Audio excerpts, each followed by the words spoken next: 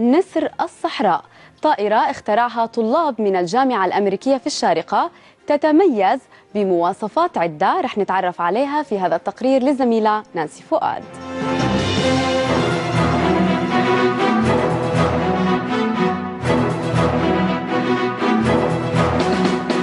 احنا عمرنا ما صنعنا طيارة قبل كده.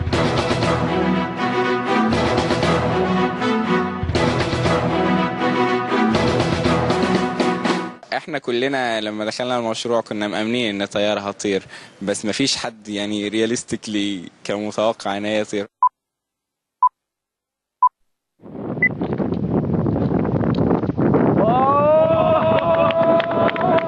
احنا شفناها بتطير، هي كانت فجأة كده وكله صريخ بقى فرحة يعني كانت لا توصف.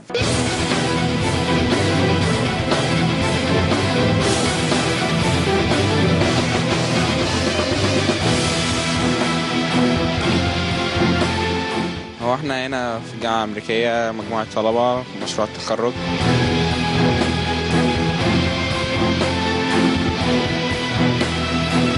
جات لنا الفكرة ان احنا في مسابقة بتشترك فيها الجامعة السنوية ان هي مش في أمريكا، هي عبارة عن تصميم وتصنيع، وان احنا نروح نسابق بالطيارة يعني.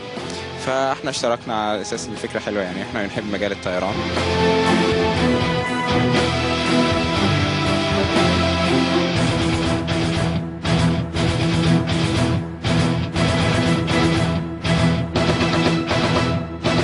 شويه من الجروب واخدين التخصص الفرعي في هندسه الطيران، فهو كان مشروع كويس. وبعدين يعني كون ان انت تعملي طياره ما بتتحكميش فيها، مش لازم يكون طيار هو اللي بيتحكم فيها، دي يعني هي التكنولوجي بتاعت الطيران دلوقتي يعني.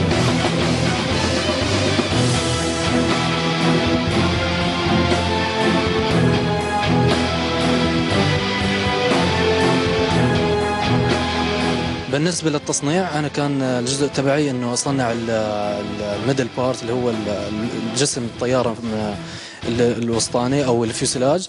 طبعا استخدمنا الفوم، استخدمنا الكربون فايبر والفايبر جلاس وبلاجز ومولدز.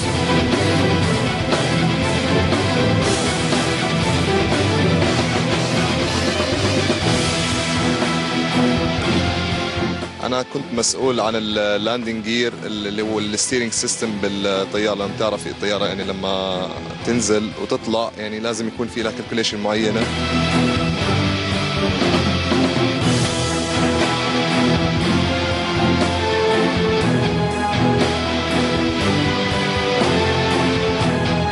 مواصفات الطيارة مبدئيا هي وزنها 10 كيلو، وبتقدر تشيل وزن جواها لحد 5 كيلو، بطاريات وكل السنسورز والكاميراز اللي انت عايزاها جوه.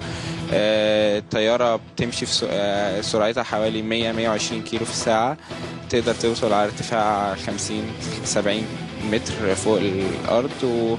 والمجال اللي بتطير فيه الطيارة بيعتمد على الريموت كنترول، ممكن يوصل لغاية 1.5 كيلو تقدري تطيري الطيارة.